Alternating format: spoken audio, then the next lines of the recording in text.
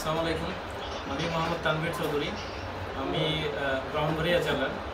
তো আমি অক্টোবর সেশনে এই ইউনিলিঙ্ক এডুকেশনের মাধ্যমে জাপানে মাস্টার্স প্রোগ্রামে অ্যাপ্লাই করি। আমার অ্যাপ্লাই করার সময় আমার কোনো ইংরেজি দক্ষতার সার্টিফিকেট বা জাপানিজ ল্যাঙ্গুয়েজের কোনো সার্টিফিকেট লাগে নাই। ওইটাগুলো ছাড়াই আমার সিওএ আসছে, আলহামদুলিল্লাহ। আমি সবার কাছে দোয়া চাই। ধন্যবাদ। হাসান আহমেদ, আমি ঢাকা থেকে।